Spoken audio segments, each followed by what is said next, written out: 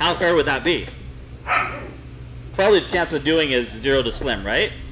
But what happens if you were to take that child and say, okay, I'm going to give you 100 tickets to go ride rides if you do 10 math problems. Now what happens? Now it's more likely the child's going to do it, right?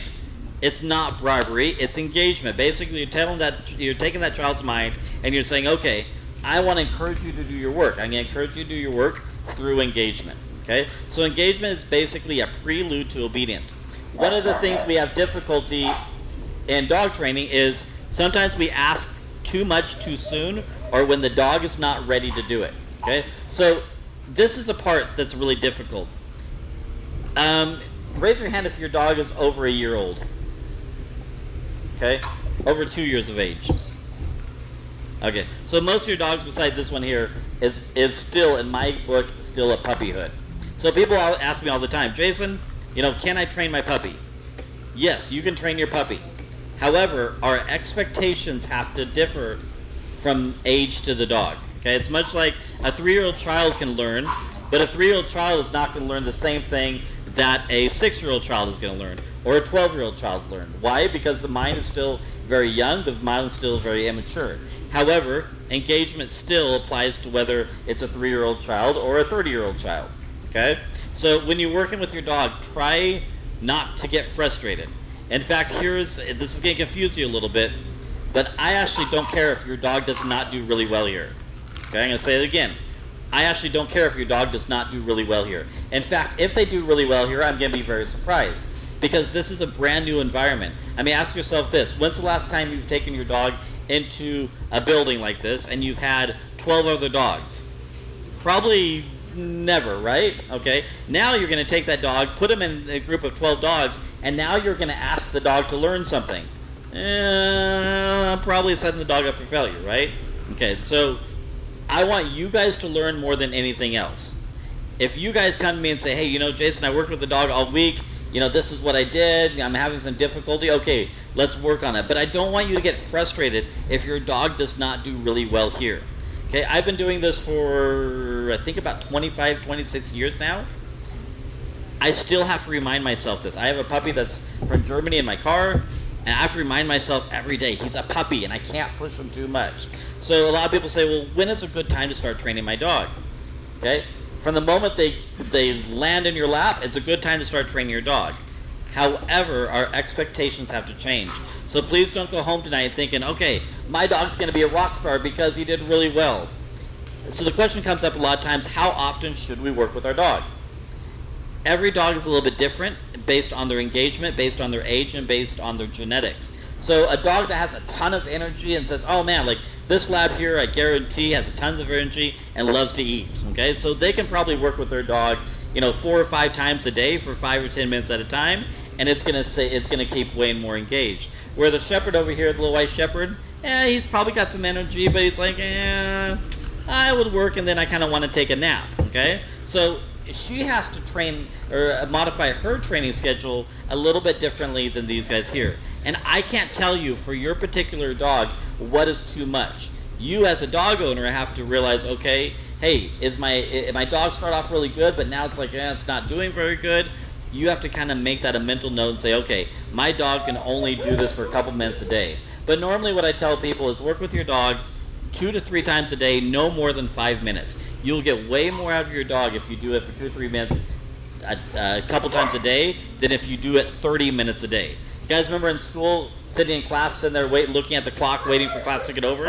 Okay, your dog does the same thing. It's like, man, I'm tired of doing this. Okay, so keep your lessons very short and very engaging. You're going to get way more out of your dog. Okay, so let's talk about engagement. So engagement is the first thing that we're going to work on, and we're also going to work on the free command. So I'm going to explain both, and then we're going to kind of do it as a group here. So in dog training, everything has a beginning and an end. Okay, I'm going to say it again. Everything has a beginning and an end. If I tell my dog to sit, it's the beginning of a behavior. But there has to be an end to the behavior. If there's not an end to the behavior, then the dog chooses when training's over, right? Okay. Can I ask your daughter a question? How old are you? 13. Did your parents ever put you in timeout? Okay. She's like, yes, too many times. If you got to choose how long timeout would be, how long would it be? Wow, that's a really good kid. I love it when little kids are in my class and I ask them this question. They look at me like, "Are you stupid?" Like, no more than a second. Okay. So your dog is much the same way. If you give your dog a chase a squirrel that's in the yard, or hey, there's got to be a ball around here somewhere. Okay. So by teaching your dog a release command, your dog is learning when training is over. So anytime you ask your dog to do something, it's the beginning of the training. But there has to be an end to the training. If not, the dog is going to choose whether or not to do the training to begin with, okay? So I'm going to give you a little example here. This is my friend Christina, as I introduced already. So I do a little bit of role-playing. Here's the reason why I do role-playing. Not for entertainment purposes. I apologize right off the bat if my acting's bad. But for a couple different reasons. One, I don't bring my personal dog in to train and teach you guys with my personal dog. The reason being is I train way more. I train way differently than you guys do. Obviously, I'm in a wheelchair. I know it's a shock. It was to me too this morning. So I have to do things way differently than you guys do. If I taught you guys how to do it the way I do, you guys would think I'm nuts. Okay, so I do some role playing in order to kind of help you guys understand what to do with your dogs. Okay, so I'm going to be Christina's dog. Christina's going to stand in front of me. Okay. Now Christina's going to ask me to sit. I sit. Sit. Okay, and she rewards me for the sit. I get the reward, and then nothing happens, and I wander away. Okay. Oh, okay. Let's say she does that again. Okay, she asks me to sit. Sit. I sit. I get the reward. Okay, and I wander away. Okay. Now, is she releasing me, or am I choosing to wander away? Okay. Now, here's another example. Okay, she's in the yard. She calls me. Jason, come. Oh, hey, Mom. How you doing? Now, I don't come to her. Why? Any idea? Well, there are two reasons. Either, one, we haven't taught the dog a proper recall, or two, the dog says, wait a minute. I can choose in order to release myself. Well, maybe I can choose in order to come to you. Does that make sense? Okay, so the release command is really, thank you. The release command is really, really crucial. It marks the end of the training. However, it doesn't mean if you're going to work on sit down and come with your dog, you have to release the dog every time. You can do your behaviors, and then when training's over, you're releasing dogs. In some way, it's kind of like taking a verbal leash off the dog. You're basically saying to the dog, hey, training's over, you can go be a dog now. If you implement this concept, your dog is going to do way better in its training. It's going to understand, okay, hey, I need to follow through, or I need to do this until Mom and Dad tell me to, it's okay. Imagine this. You take your dog to the park, you tell your dog to come, your dog comes to you, it checks in with you, but then nothing happens. Okay, and the dog wanders away. Later, it's not going to come to you because it's going to be like, oh, well, nothing happened. So if your dog comes to you, reward the dog, and then you tell your dog free, now the dog says, okay, wait a minute, Mom's telling me, or Mom and Dad are telling me I can wander away, can go be a dog again, okay? So how do we teach free? Free is probably the easiest thing we're going to teach. I can use my friend Christina here. There's a couple different ways we can do it. So if Christina asks me to sit, because I sit really well, she can jump back, and she can feed me for it, okay? Basically, she's just adding a little bit of exuberance, changing her body position, changing her energy, and all of a sudden, I like that. I come to life, okay? Or what she can do is she can ask me to sit. Sit. Good. And she tosses a piece of food. I go get the food, and now I sniff the ground, and I kind of she's allowing me to check out. Imagine this. If you have children, and you're talking to your child, and in the middle of talking to your child, the child just wanders off and plays video games. How annoyed would you be? Probably pretty annoyed, okay? So we want to teach the dog that they need to do the behavior until the release or the free comes, okay? Does that make sense so far? Okay, so let's talk about verbiage really quick. I apologize, I'm kind of bouncing around and getting ahead of myself. So a lot of people ask me, Jason, what commands should I use? Commands don't make the dog. It's the behavior that you associate with the commands that you associate with the behavior. So I had a client that taught her dogs in colors. Red meant sit, green meant down, black meant stay, whatever the case is. She taught her dogs colors. My dog's trained in German. Okay, I don't speak a lick of German. Okay, I do it for two different reasons. One, when I go to schools and I do demonstrations for kids, like, oh wow, your dog speaks German. I don't speak a lick of German. And two, it impresses the ladies. Okay, that's the only reasons why I do it. I don't speak German. However, my commands are always the same. Platz means down, sits means sit, whatever the case may be. They always mean the same. So you guys want to make sure that after tonight you go home and you say, okay, what is the verbiage that we're going to use for the dog? Because it's this crucial. Let's say this couple here. Mom comes to training next week. learns something, goes home, and kind of shows dad what to do, but doesn't really show him all the keys. Dad go home and tries it. The dog says, wait a minute, mom did this, but dad did this. Now I'm really kind of confused. It's kind of like one of these kids over here going to school. Tomorrow they learn 3 plus 3 equals 6. Next week they learn it equals 9. The next week they learn it equals 7. Okay, would they ever learn what 3 plus 3 equals? Okay, so 2 plus 2 is always 4 in dog training. 2 plus 2 is always 4 in dog training. So if you have anybody else that's at home with the dog or anybody that's involved with the dog, you need to go home and teach them exactly what to do. If they're not willing to be on the same page as you, they should never tell the dog what to do. It's that crucial, okay? When people come over to my house, they don't tell my dog what to do. The reason being is they don't know what I'm doing with my dog. They don't know how I want the dog to sit. They don't know how long I want the dog to sit. They don't know all the particulars. Your dog is much the same way. So make sure that you guys are in charge of your training and that you guys are teaching whoever else is involved, and if not, then they shouldn't work with your dog. Okay? Does that make sense? Okay, let me use my friend Christina again. So tonight we're going to cover engagement, free, sit, and down. Actually down and then sit. Okay? So let's talk about some engagement. I'm going to be Christina's dog. Let's call me a Chihuahua. And I'm checking out this dog over here. Okay, I know everyone knows this already, but I'm going to do it again. I'm checking out this dog over here, and she asked me to do something. Come. Hey, I see you there. Ah, how you doing? Oh, hey, this dog's over here. Hey, I hear you, Mom. Okay? So every time she calls me and I don't follow through, what is she teaching me? It's okay. And if you're a parent, you know this. Hey, can you go clean your room? They keep playing their video game. Can you go clean your room? They keep playing their video game. Can you go clean your room? Pretty soon, now they're 19. Hey, can you pick up your shoes? Yeah, screw you, Mom. Okay? So, and I know but it matters with the dog. If you are teaching this behavior when they're young, that they can just kind of, whatever they want, it's going to carry through, okay? So before you ask your dog to do something, ask yourself, is your dog ready to do that? Is your dog engaged with you? Is it ready to learn, okay? So what she's going to do is I'm going to check out this dog over here. Go ahead, sorry. No problem.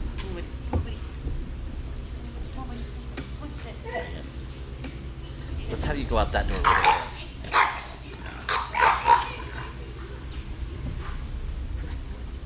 I'm a little bit worried. I want to see you do that in a month. Okay, so I'm checking out this dog over here. What Christine's going to do is she's going to come over and she's going to have... Hey, what you got there? Hey, oh, hi, what you got here? All right, okay. So she automatically starts feeding me right off the bat, okay? Before she even asks me to sit her down or anything, she's working on engagement, okay? So once now I'm like, hey, this is exciting. What she's going to do is she's going to make a little bit of game out of this. Oh man, I like this. Good, this is fun. Good, okay? And she runs out of food. She can release me. Good, she reloads. Hey, but I don't leave her alone. Man, this is kind of fun, okay? So imagine you're at work and your boss walks up and lays $50 on your desk and walks away. What would your brain do? Two things would happen. One, your brain would say, what in the world did I do to get it? And two, I want to do it again, right? Okay, your dog is much the same way. Engagement's like, okay, hey, man, I get free food. But you're not just feeding your dog. Now you're probably thinking, wait a minute, I just paid this guy $100 to teach me to feed my dog. It's not about that. It's about using the food as a catalyst for a relationship with you, okay? Dog training is all about a relationship with you. Hold on one second. Thank you. Yep, thank you. So, what good is it if the dog doesn't like you? Or what good is it if the dog, I don't really want to work for you. Okay? How hard would training be? Probably really difficult. Here's a really good example why engagement is so important. I've seen this happen before. So, a guy goes to the park, opens up the back of his truck, his dog jumps out prematurely out of the truck and takes off. Okay, dad tries to call the dog doesn't come to him. What does dad do? Dad goes after the dog. Dog moves away from him. Now dad's getting a little upset. Now dad really goes after him. Now the dog really runs away. Now what is dad doing? Dad is chasing after the dog. What's the dog doing? Holy crap, I don't want to get caught. Okay? Finally, dad catches the dog, and what does dad do? Bad dog, why did you do that? What did dad just teach the dog? You never want to get caught, okay? Now, what if the dog jumped out of the car and said, oh man, Dad, what are we going to do today? What are we going to do today? I want to do something with you today. Now, how fun would training be, okay?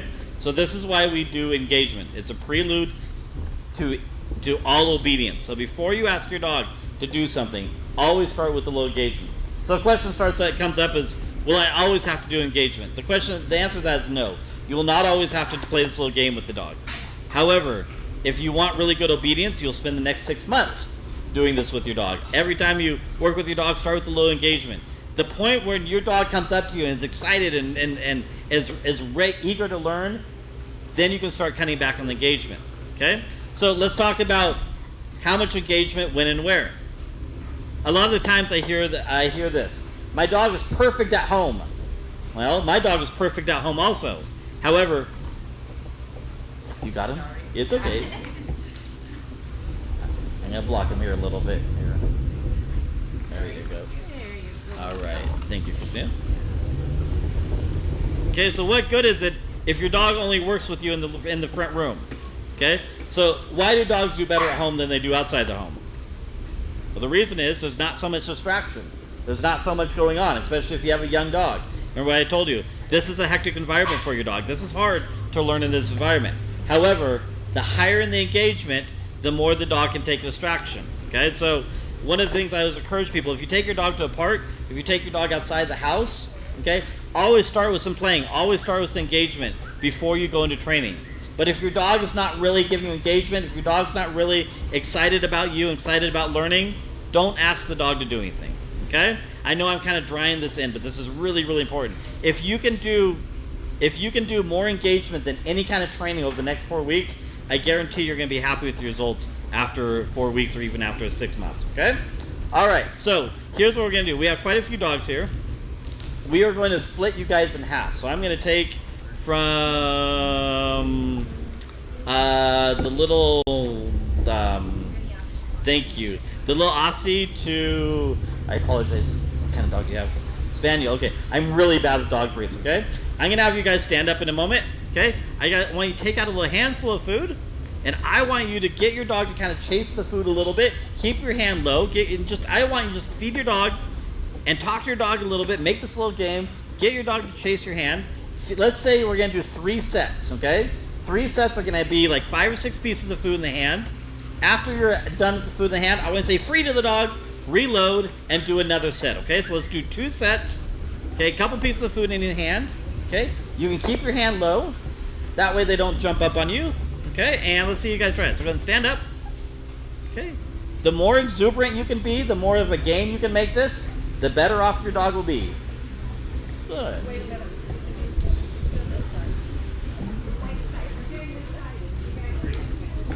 We're going to do this side over here first.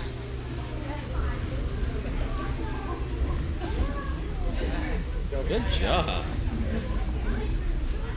All right. Already your mood's a little better, isn't it? Good job.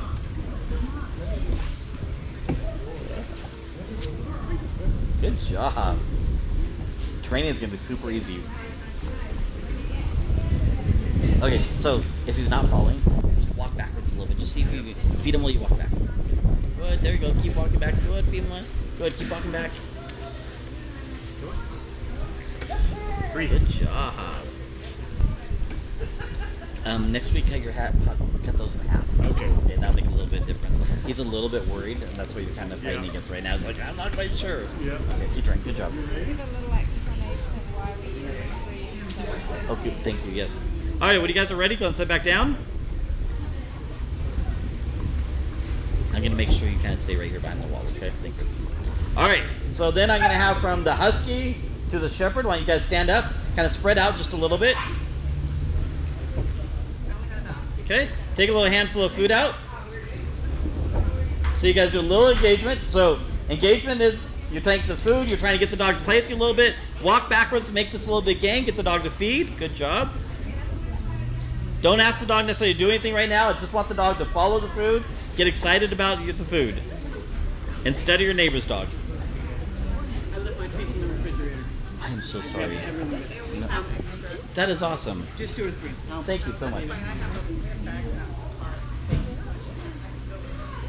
Good job. You're not going to have to do much of this at all. Labs usually make me look really good. Good. Good job. So, try just a little engagement. Don't worry about asking to sit. Oh, okay. Okay, It's kind of what he would do, but he totally understand. I just want to get fed for nothing right now. Understood. Okay, good job. This is going to be really easy for her too. Her, right? No, him. I apologize. Him. He was excited once he seen it. I can imagine. Overheating a little bit. Yeah. Yeah, it is really hard. So most of the stuff you guys are probably just going to take home and do at home. When it's a lot cooler, it's going to be kind of hot for them. Is it always going to be here? It is. How'd you do? Great. Okay, so a question came up. Why don't we use the word okay?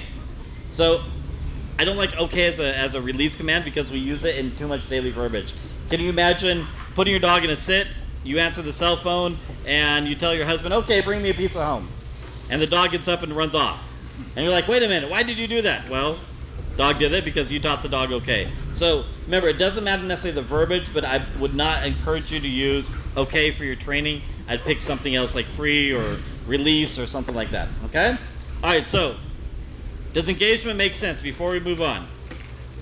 Okay, most dogs did really good. So we're gonna start with down.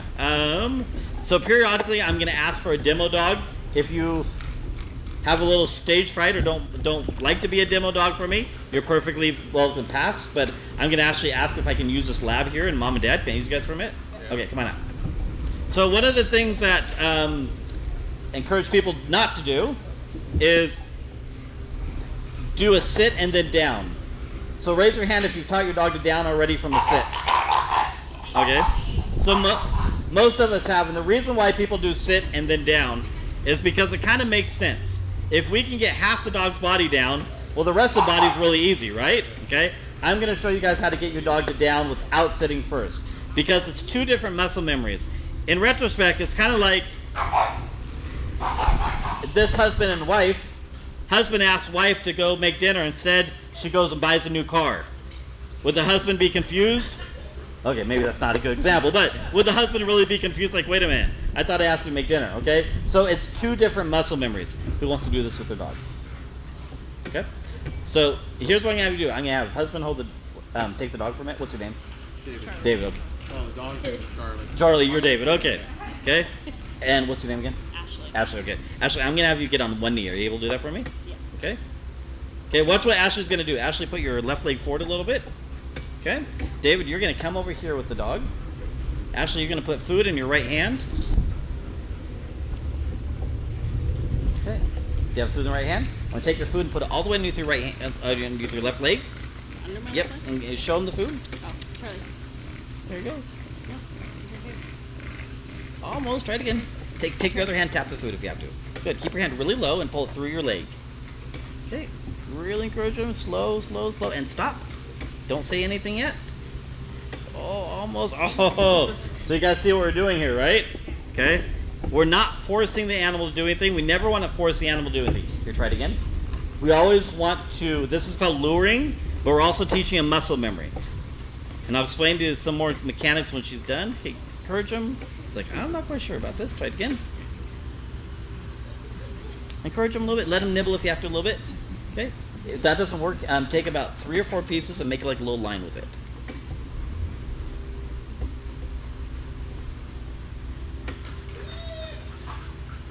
Keep your hand really low. Really encourage him. Almost. Okay, I'm going to block him here real quick so he can't go this way. Okay, drop him. Okay, hold, stop. Go a little bit further, and stop. And feed him. Good job. Good. Okay, stand up and say free. Free.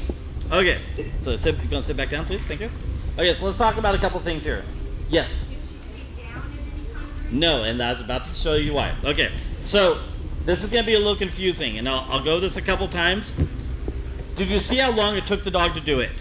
Okay, the first 3 times she did it, the dog kept its butt up in the air, right? It didn't go all the way down. what if she started to say down right when the dog was going underneath the leg and kept its butt up? What would she be telling the dog down means?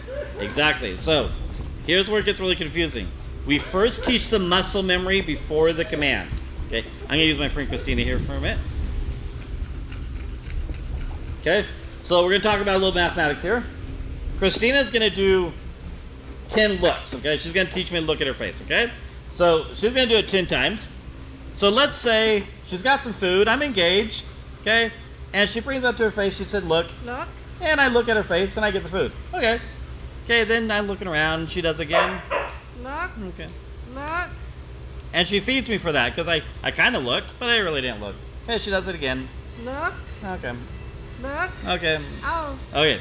So if she does that 10 times, what am I going to remember more? Am I going to remember the 7 times that I looked at her face and kind of just glanced away? Or am I going to remember the 3 times I looked right at her? I'm probably going to remember the 7 times that I failed. So thank you. We want to teach the correct muscle memory before the command. Say it again. We teach the correct muscle memory before the command. If your dog is not, if this dog went under the leg and just plopped right down right away, right after that I'd tell her to start using down. But the fact that dog kept its butt up for a little bit and then dropped its rear, its dog is not ready for a down yet, okay? So what they're going to do and what you guys are going to do in a minute is you're going to do this with your dog. If your dog keeps its butt up and doesn't go all the way down, okay, you're going to reward the dog for finally downing, but you're not going to put a command to it. You're going to do it 3 or 4 more times. If by the 5th time the dog goes down within seconds of you putting your hand down, then start putting a command to it. But if your dog keeps putting its butt up, don't put a command to it. We teach the correct muscle memory before the command, okay? Can I use you? Can you grab that pipe up there? So let's say we have a couple of small dogs. We're going to kind of think outside the box because I don't expect you guys, if you have a little small dog, to do this with your leg.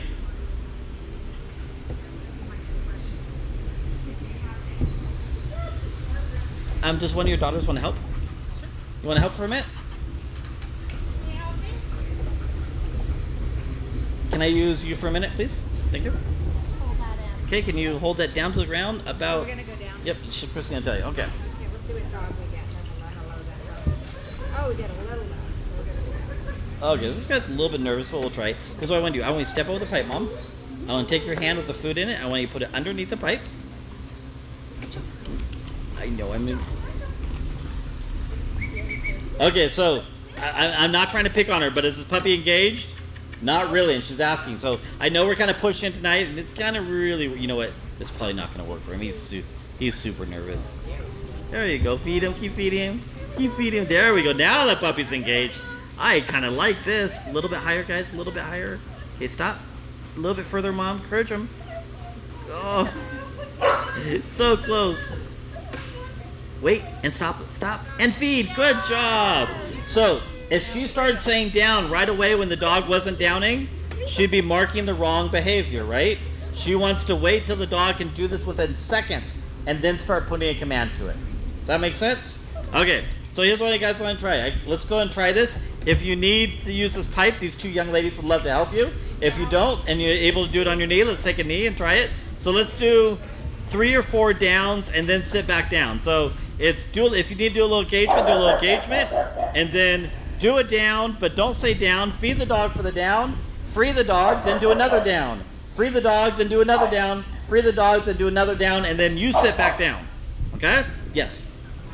If your dog jumps on people, Yes. because we've been using down as kind of like That's a very good question. So if you've been using down for your dog to stay off people, then don't use down. You can use lay, or I'm going to teach you on class 3. I think I can teach you a better way to do that. So forget down altogether. She's pretty young. You can still reteach the down, okay?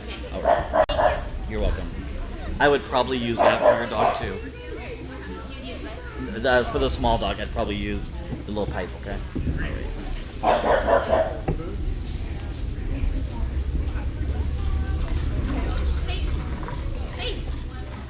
I'm gonna get you a different color, okay? Hold on.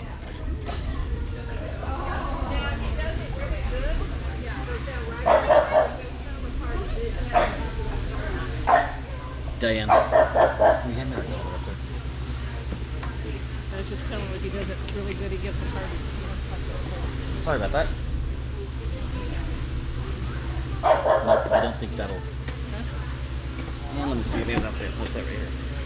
Thank you. He's actually going down when she goes like this. Oh, good job.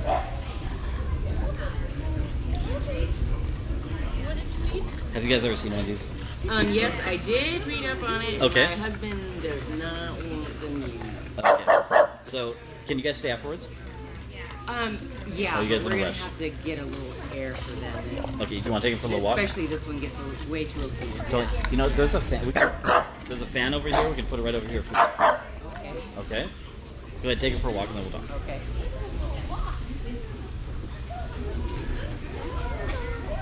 We're gonna go this way. How's it working? It's Kind of working. She's a little bit. She's a little bit nervous. Yeah. Yes. We're gonna try the bar. All right. Good job.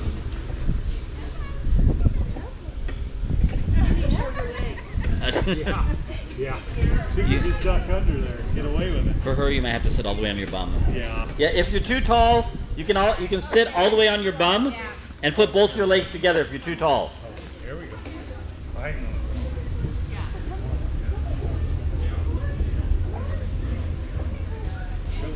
How's it going? Good. Good. All right. How'd you do? Did you do good? I can imagine. Good job. Having a little difficulty? We use chicken, and he's not really into these. Yeah, okay. Then try it when you get home. Promise I will. Good job. Was that his first time doing it? Has she been doing it? Nicely done. But make sure when you do this, keep your hand kind of low, okay? That'll make a difference. How'd she do? Good, all right. So, did you review the free thing? Do what now? Like when you say down, she lays down, you just say free? Yeah, stand up, say free. Because the moment you stand up, the dog's can get up anyways, right? Right. Okay, so start saying free now, and the dog will start saying, oh, when mom, dad say free, I can get out of whatever I'm doing. Okay. Nicely done. Good job. So this time when you do it down, just toss a piece of food a couple feet away and say free. Okay. Doesn't quite understand the difference yet. Yeah, there's a lot of dogs in here, but you get the concept, right, of what you Yes. need to do? We got some pipe insulation we can work with. Hey Sue, how you doing? Good. Did they do it? Yeah, I went underneath. Did they do it? The first time, yes. This little guy's too nervous. A little nervous? Okay. Yeah. I can sit on the floor. Yeah, when you get home, probably make it a little easier. Yeah, you can do it. Yeah. Okay, when you're ready, go and sit back down.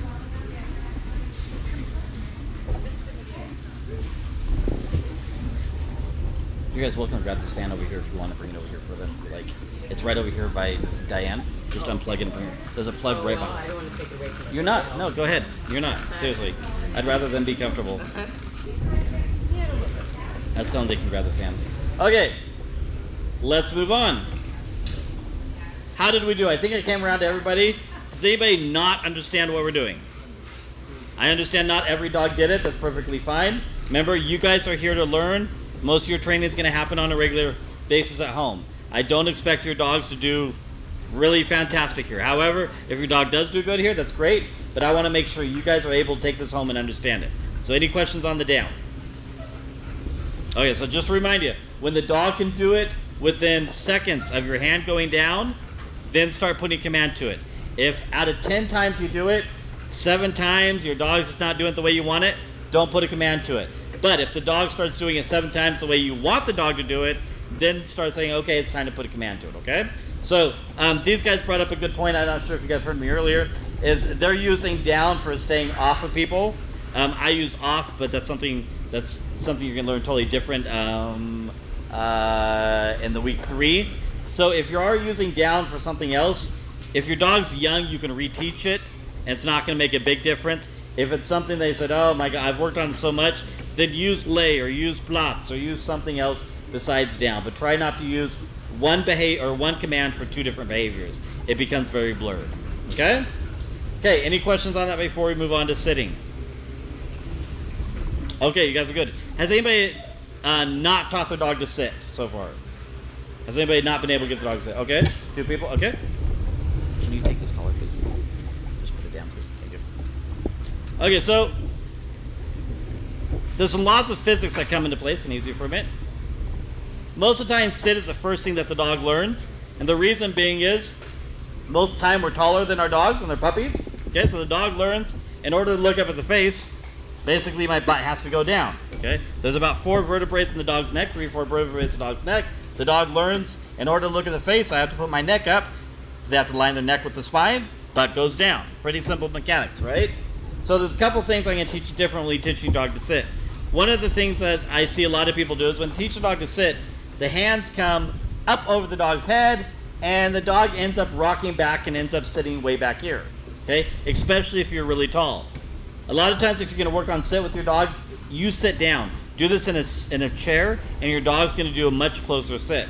If you want to do this from a standing position, one of the things you're going to do is Christine's going to start with a little engagement. Okay, good. I'm engaged. She's going to bring her hands close to her body and slide her hands up her body slowly. Okay, can you turn this way so they can see? Okay. Okay, dog comes in. She slides her hand up her body. Now, depending on the dog's size, you may have to keep it right there between your knees. But the idea is we're teaching the dog to sit close to us, not far away. And the hands are not going over the back of the dog's head. We're holding the hands very close to our body to get the dog to sit close to the body. Okay? Plus, we want the dog to sit really quickly. A lot of dogs sit slow, and the owners still feed them. Okay? If your dog sits slow, don't put a sit command to it. Okay? Work on sit for like a week or 2 without a command. Once the dog starts offering you the correct behavior, is sitting like you guys want the dog to sit, then put a command to it. Once again, these are your dogs. How you train your dog is totally up to you. So if you're currently happy with how your dog is doing, it's sitting as quick as you want, it's sitting where you want, that's perfectly fine. What I want to encourage you to do is implement free into the command, okay? And make sure that your dog is engaged before you do it. Make sense? All right, so let's see. Yes? When we're at home working with them, are we working on the trunk? That's a really good point. That's a very good point. So early in the class I said we don't want to set our dogs up for failure, right? Remember the guy that's chasing after his dog, he let his dog out prematurely, his dog wasn't ready for that, okay? So we don't want to set the dog up for failure. One of the things I see a lot of people do is they'll leave my class and they'll go to a park and they'll try this. Too much, too soon. Too much going on, they're setting the dog up for failure. So it really depends on what's going on in your house. If it's just you and the dog and it's not a lot of distraction, work on it in your living room. If you have multiple dogs, like these guys here, they're going to have to separate their dogs and work with the dogs separately. Because let's say mom's working with the dog and the dog's doing really well, and the daughter's dog comes in and starts playing with the other dog, and mom's dog checks out and runs off with the other dog. Well, what did the dog just learn? Yeah, I can check out anytime I want from training, and I can choose when basically training's over. If you have little kids running through your house and you're trying to train your dog at the same time, and there's so much going on, so if you have a lot going on, you can't separate the dog from what's going on, keep the dog on leash. Limit the dog's just checking out and taking off. If there's not a whole lot going on, then yes, inside your house is the best time to do training.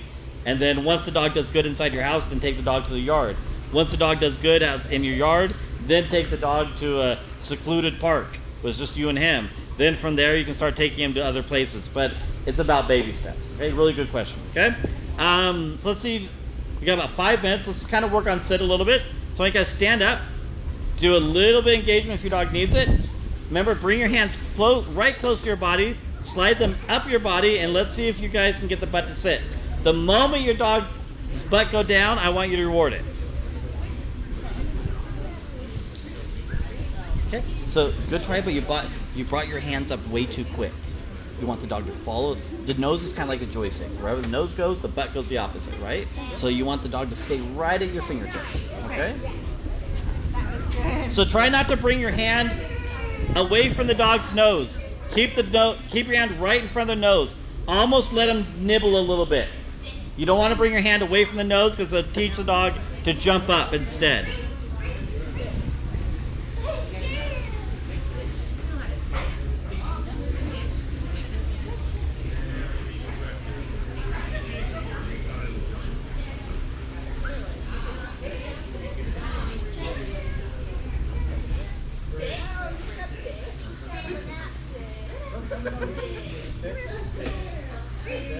How's she doing? What are you doing? Good job. I'm starting to teeth too. Nicely done. Good job. Good job.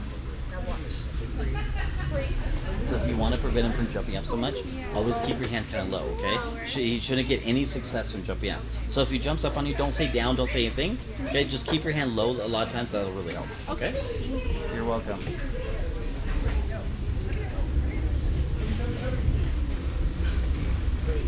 Any luck?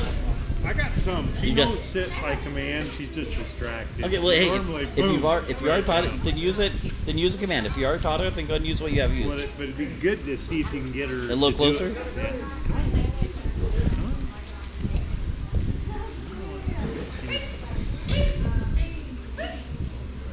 Good try. Good try. She's- Probably at home she'll do better. Yeah.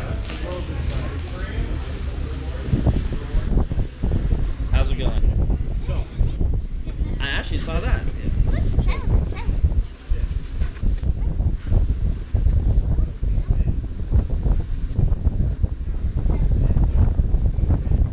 Good try. He's like, that guy makes me nervous, Mom.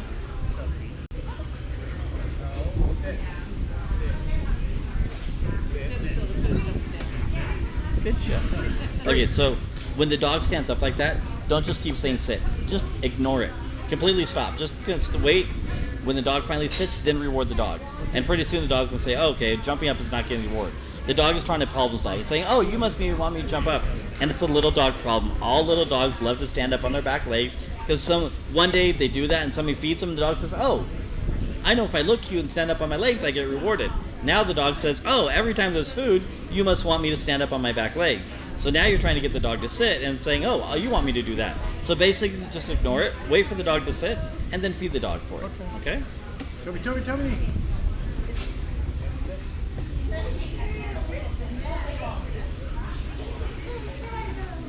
Good job. Great. Good job. All right, go and sit back down when you're ready and we'll talk a little bit. Do it? Yes. Thank you.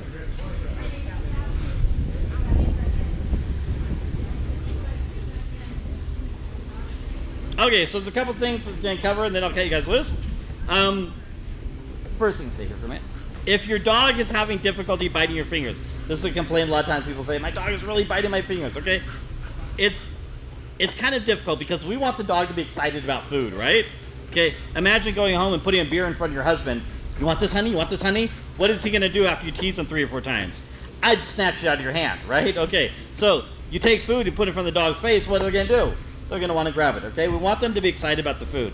So one of the ways you can do is see, look at Christina, the way she's holding the food. Basically, you can put it in your thumb and your index finger, and you basically create a flat surface on your hand, okay? And your dog can actually basically use her front teeth to get it out. If you take 2 fingers and hand it to your dog, it's just going to see the treat and open its whole mouth.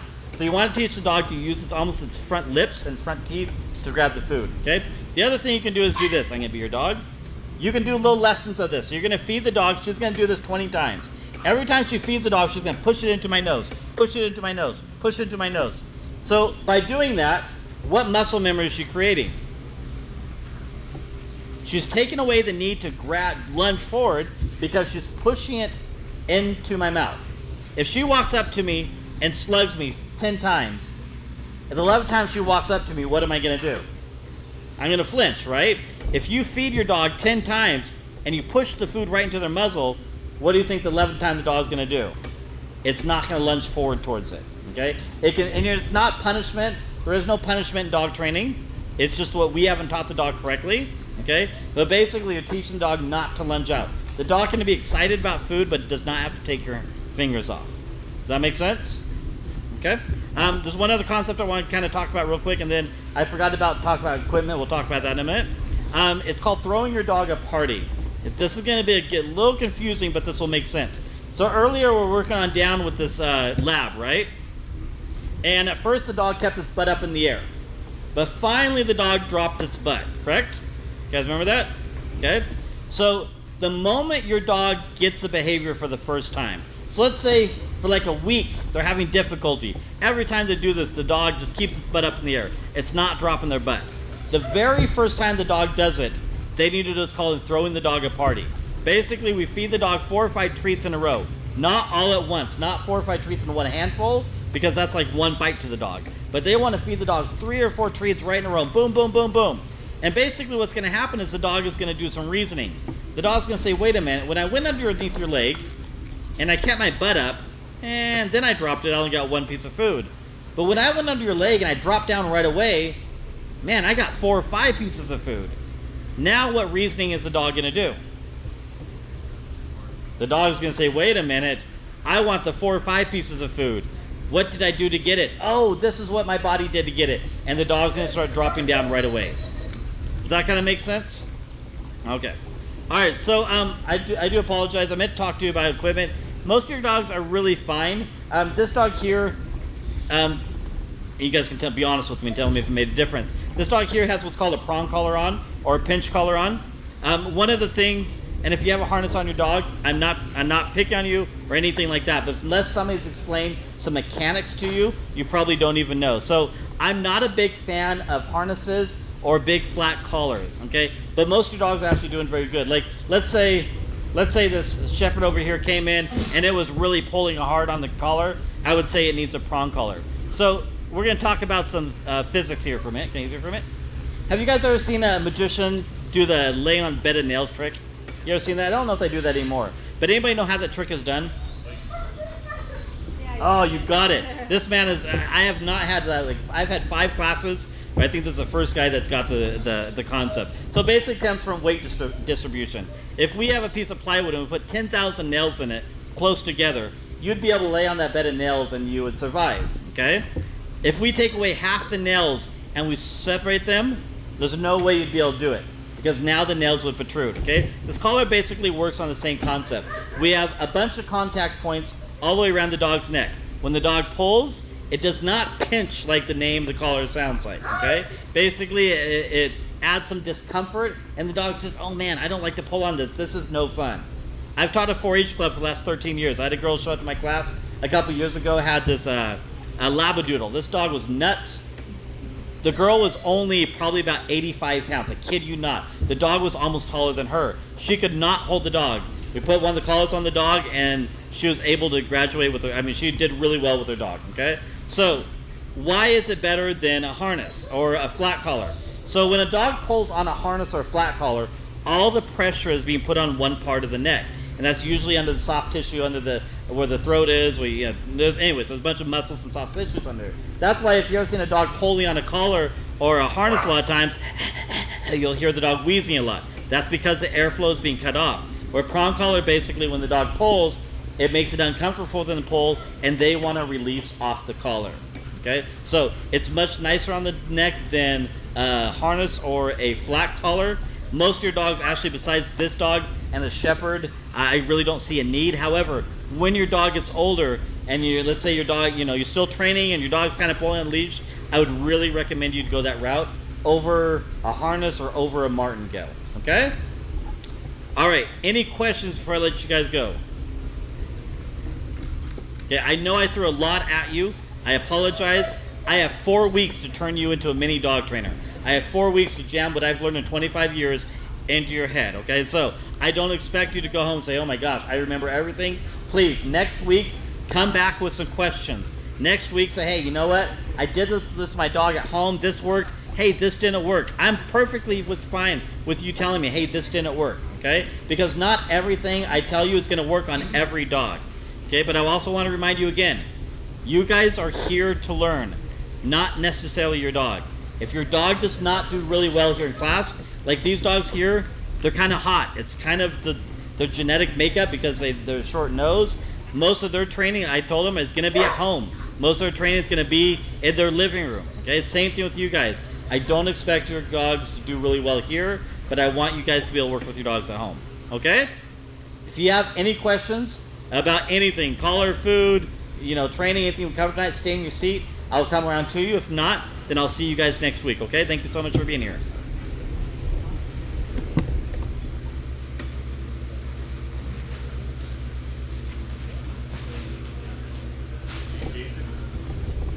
Okay, one second.